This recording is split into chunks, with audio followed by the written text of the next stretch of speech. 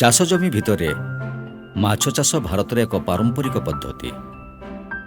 ଜମିରେ ଫସଲ ଉତ୍ପାଦନ ସହିତ ଚାଷୀ ନିଜ ବିଲରୁ ମାଛ, କଙ୍କଡ଼ା ଆଦି ସଂଗ୍ରହ କରିପାରୁଥିଲା।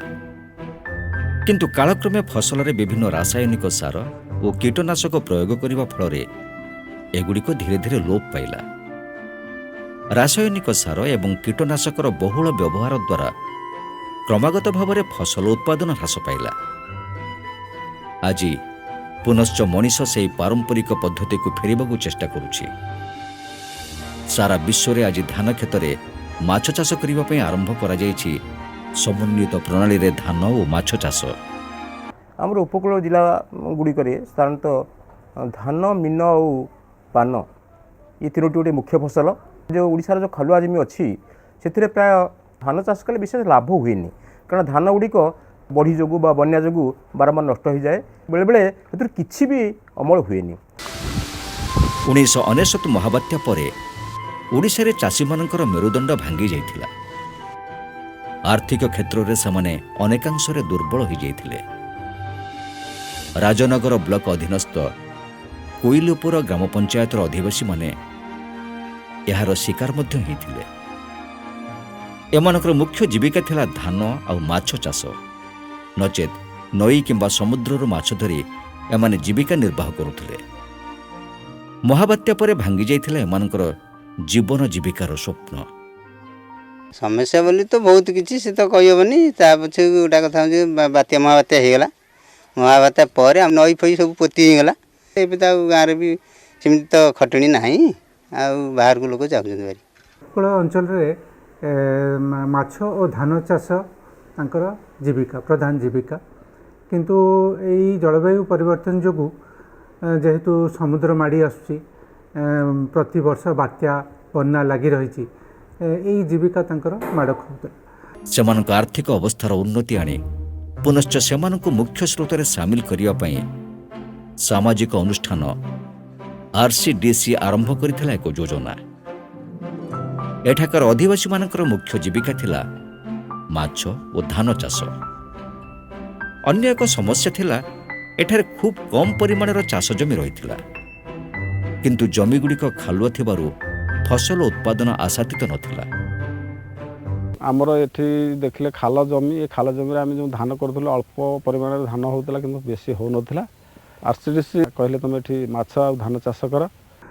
ଆମେ ଛୋଟ ଚାଷୀଙ୍କ ସାଥିରେ କାମ କଲୁ, ଯେଉଁମାନଙ୍କର 1 ଏକର ପ୍ରାୟ ଜମି ଥାଏ, ଏବଂ ସେଠି ଆମେ ଗୋଟେ integrated rice fish culture unit experiment କଲୁ। ସେଥିପାଇଁ ଜମିର ଚାରିପାଖରେ 6 ଫୁଟ ଓସାର ଏବଂ 4 ରୁ 5 ଫୁଟ ଗଭୀର ପର୍ଯ୍ୟନ୍ତ ଖୋଳି ତାର ମାଟିକୁ ଜମିର ମଝିରେ ତଥା ହିଡ଼ମାନଙ୍କରେ ଜମା କରିଦିଆଗଲା। ନିର୍ମାଣ କରାଯାଇଥିବା ଖାଲରେ ପାଣି ଜମି ରହିବା ଦ୍ୱାରା ସେଠାରେ ମାଛ ଚାଷ କରିବା ପାଇଁ ସମ୍ଭବ ହେବା ସହିତ ମଝିରେ ଧାନ ଚାଷ କରାଯାଇପାରିଲା। ସେଥିରେ ଆମର 3 ପ୍ରକାର ଜାଆଁଳ ଛଡ଼ାଯାଏ।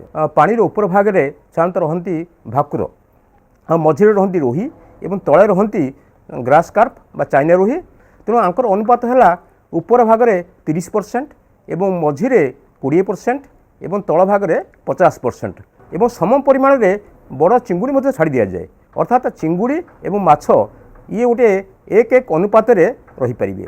ଏଠି ଖାଲୁଆ ଜମିଟି ଥିଲା, ଧାନ ବି ବେଶୀ ହୁଏ ନା, କାହିଁକିନା ପାଣି ଜମିରେ। ତାପରେ ମୁଁ ଏ ପ୍ରୋଜେକ୍ଟଟା କଲି। ପ୍ରଥମେ ଚୂନ ତାରେ ମାରିଲି। ଚୂନ ମାରିଲା ପରେ ପାଣି ହେଲା ପରେ ଜାଆଁଳ 15 ଦିନ ପରେ ଛାଡ଼ିଲି। ଖାଦ୍ୟ ହିସାବରେ କେବଳ ପ୍ଲାଣ୍ଟନ୍ କରେ, ମୁଁ ପ୍ରତି ମାସରେ ଥରେ ଗୋବର ପକାଇ ପ୍ଲାଣ୍ଟନ୍ କରେ, ଆଉ କୁଣ୍ଡା ଦିଏ। 12 ଡିସିମିଲ୍ ଏରିଆ ଭିତରେ ଧାନ ଚାଷ କଲେ ମୁଁ 400 ରୁ 500 ଟଙ୍କା ଭିତରେ ଧାନ ପାଇବି। କିନ୍ତୁ ତା ଭିତରେ ଧାନ ବି ଚାଷ ହୋଇପାରିବ, ମାଛ ବି ଚାଷ ହୋଇପାରିବ। ମାଛ ଆଉ ଧାନ ଚାଷ ହେଲେ ଯଦି ମୁଁ କରିବି ତାହେଲେ 15 ରୁ 20 ହଜାର ପର୍ଯ୍ୟନ୍ତ ମୁଁ ଲାଭବାନ ହୋଇପାରିବି। ଚାଷୀମାନଙ୍କର ଆର୍ଥିକ ଅବସ୍ଥାର ଆହୁରି ସୁଧାର ଆଣିବା ପାଇଁ ସେମାନଙ୍କୁ ବତକ ପାଳନ ପାଇଁ ପ୍ରୋତ୍ସାହନ ଦିଆଗଲା।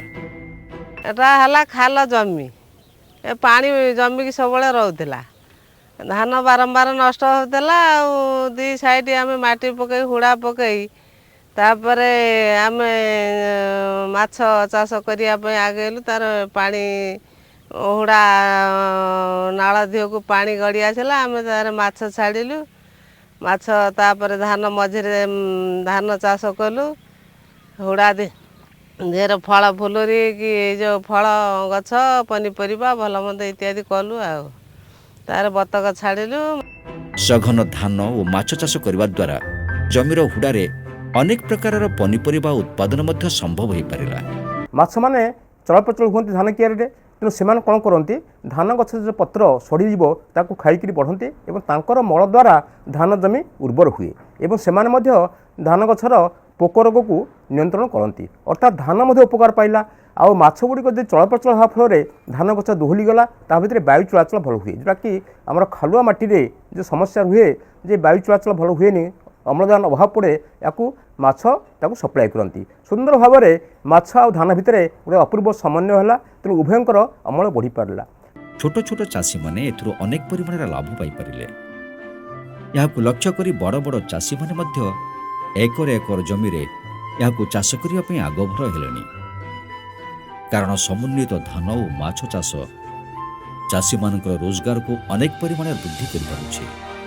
ବିଲରେ ଧାନଟା ଠିକ୍ସେ ହୋଇନଥିଲା, ସେଇଟା ଯାଇଥିଲି ଦେଖିବାକୁ, RCDC ବାଲା ଦେଇଥିଲେ। ସେଠି ଦେଖି ଆସିଲା ପରେ ମୁଁ ଏ ପ୍ଲାନିଂଟା କରିକି ଆରମ୍ଭ କଲି ଆଉ। ତାପରେ ଏଇଟା କଲା ପରେ ବିଲରେ ଧାନ ବି ଠିକ୍ସେ ହେଇପାରୁଛି, ଆଉ ମାଛ ବି ଆରାମସେ ଛାଡ଼ିଲେ ମାଛ ବି ହେଇପାରୁଛି, କିଛି ଅସୁବିଧା ନାହିଁ। ଏଇଟା ମିନିମମ୍ 2.5 ଏକର ଅଛି, ଆଉ ନେକ୍ସଟ ଟାଇମ୍ କି ଚିନ୍ତାଧାରା କରିଛି ଆଉ 3.5 ଏକର କରିବା ପାଇଁ। ପ୍ରକୃତରେ ସମସ୍ତ ସାମାଜିକ ଅନୁଷ୍ଠାନ ଏବଂ ସରକାର ଯଦି ଏଇଭଳି ଏକ ପ୍ରକଳ୍ପ ବିଷୟରେ ଚିନ୍ତା କରି ଏହାକୁ ଅଧିକରୁ ଅଧିକ କରିବାକୁ ଲୋକମାନଙ୍କୁ ପ୍ରୋତ୍ସାହନ ଦେଇପାରନ୍ତେ, ତେବେ ଗୋଟିଏ ଜମିରୁ ଧାନ, ମାଛ, ପନିପରିବା ଏବଂ ବତକ ପାଳନ କରି ଆମ ଚାଷୀ ଭାଇମାନେ ଉପକୃତ ହେବା ସହ କୃଷି ଉତ୍ପାଦନକୁ ମଧ୍ୟ ବଢ଼ାଯାଇପାରନ୍ତା।